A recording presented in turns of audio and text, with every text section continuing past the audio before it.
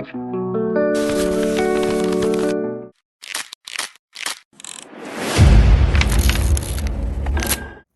Guys, कैसे हैं आप सब।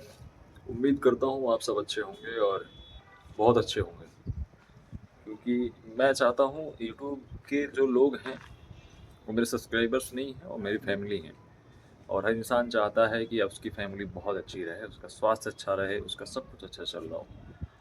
मैं ये चाहता हूँ कि मेरी फैमिली स्वास्थ्य के मामले में चकाचक रहे और धन के मामले में उसके खाते में इतना धन आ जाए कि उसके पास काला धन आ जाए। और खुद जो है आज धन और सारा सब कुछ छोड़ के आज थोड़ा रेस्ट ले रहा हूँ।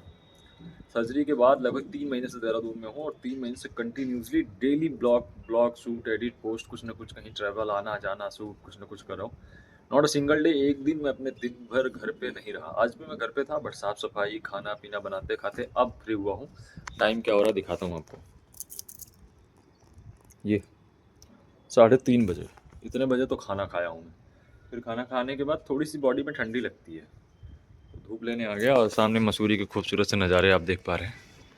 ये देखिए मसूरी, ऐसा साफ साफ दिखता है पूरा, मसूरी के नज़ारे हैं। और इधर देखेंगे तो सहस्त्रधारा दिख जाएगा आपको। तो एक ऐसे जंक्शन पर रहने का सौभाग्य मुझे ईश्वर ने दिया है। तो आज एक पोइट्री पढ़ रहा था इसी के मामले में कि कभी कभी तो रेस्ट मिलना चाहिए, तो बड़ा दिल को छू गई। चलिए आपको सुनाता हूँ वहाँ बैठ के पहाड़ों के व्यू के साथ एक सिनेमेटिक वे। एक पोइट्री मैंने पढ़ी थी आज इतवार के मामले में कि हर किसी के हिस्से में एक इतवार आना चाहिए। मतलब ये है कि इंसान के जीवन में एक दिन तो आराम होना ही चाहिए। संडे मिलता है, जो जो लोग जॉब करते हैं, जो इसमें हैं अपना प्राइवेट सेक्टर में जॉब करते हैं या गवर्नमेंट सेक्टर में, उनके हिस्से में एक संडे आता है और उस संडे को भी वो घर की साफ़ सफाई और फैमिली को टाइम देने में निकाल देते हैं। खुद के हिस्से का समय तो इंसान जी ही नहीं पाता है। और जब तक आप खुद से नहीं मिलेंगे तब तक आपको ये रियलाइज़ नहीं होगा कि आप में कितनी पावर है, कितनी एलिजिबिलिटीज़ हैं, कितनी योग्यताएँ समेटे आप बैठे हुए हैं। तो इसी के मामले में प्रज्ञा पांडे जी एक हैं, वो आप ही गुजरात से, उन्होंने एक पोइट्री लिखी है, बहुत अच्छी लगी मुझे, मैं आपको सुनाता हूँ। जो दिल का हाल सुनाए ऐसा अखबार नहीं आता, क्यों औरतों के हिस्से में उनका इतबार नहीं आता। बचपन में मासूमियत का प्रतिशत हो रहा कम,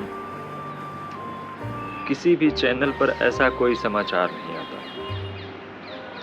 बढ़ती कीमतों पर सब वाद विवाद बहुत करते हैं, गिरवी इंसानियत पर प्रश्न पूछने पत्रकार नहीं आता। सुकून के निवाले खा सकें, शाम ढले घर जा सकें, जाने क्यों आजकल कोई ऐसा रोजगार नहीं आता। रोज ही सबसे मिलती हूँ, बातचीत भी करती हूँ, जिससे दिल खोलूं बचपन का वो यार नहीं आता। लोगों के गम लेकर बदले में दे दे खुशियाँ, एक्सचेंज सेल में ऐसा कोई ऑफर एक बार नहीं आता।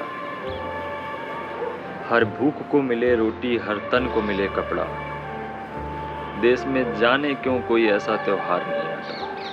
ये मुझे इतनी टच की लाइन कि मुझे लगा आपको सुनाना चाहिए। और वाकई में ये औरतों का ही नहीं, कुछ पुरुषों का भी जीवन आपके सामने खड़ा हूँ। 3:30 बजे खाना खा के आया हूँ, तो वाकई में कुछ ना कुछ होना चाहिए। किसी के जीवन में थोड़ा बहुत तो आपको आराम मिलना चाहिए, कहीं ना कहीं किसी भी तरफ से। एक दिन ऐसा लगे कि आज आपको कुछ नहीं करना है, आज आप एकदम फ्री हैं, आप आराम करिए, अपने हिस्से की ज़िंदगी जिए, जहाँ मन करे रहिए, जहाँ मन करे जाइए।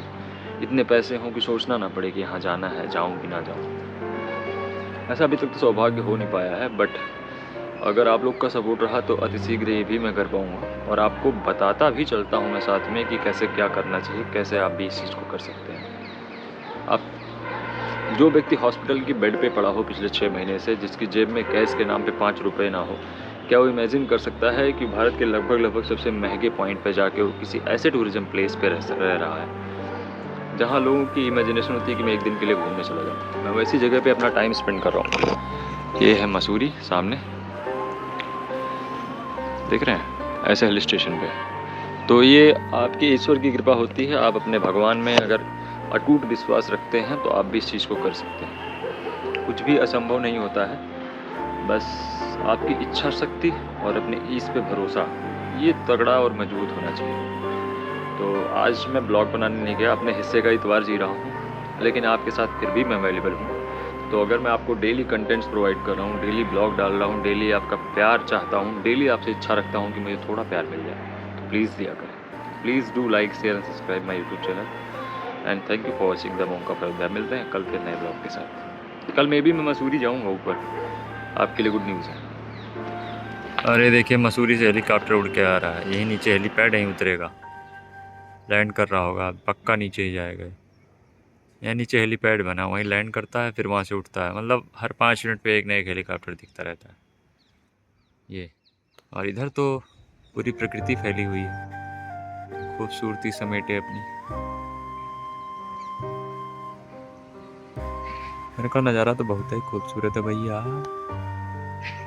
यही सब देखने चला आता हूँ मैं छत पे, और अन्वित होकर वापस चला जाता हूँ अपनी ज़िंदगी के सारे गम भुला के।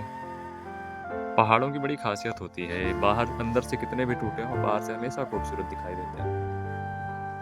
और इन्हीं पहाड़ों से ये सीख के साथ मैं भी मजबूती लेता रहता हूँ और आपके साथ डेली ब्लॉग में मिलता रहता हूँ, आगे भी मिलता रहूँगा। आज रैपिडो राइड दिन में किया नहीं, घर के सारे काम निपटाया। सुबह से बैठा हूँ, 74 रुपीज़ की अर्निंग हुई है। शाम को निकला हूँ 4 बजे के समथिंग। याद आ गई दोस्तों की और मिलने चला आया। देहरादून में आया था एक शर्त बना के अपने लाइफ में कि मैं जो है कभी दोस्त नहीं बनाऊंगा इस शहर में, क्योंकि दोस्तों से परेशान होकर मैं अयोध्या से आया था। दिन भर उन्हीं में टाइम मेरा चला जाता था। तो आज मैं मिलने आया और मेरे 2 दोस्त हैं यहाँ पे और 2 ही रहेंगे। ये देखिए डॉक्टर साहब आ गए। डॉक्टर साहब, हेलो डॉक्टर साहब, कैसे हैं?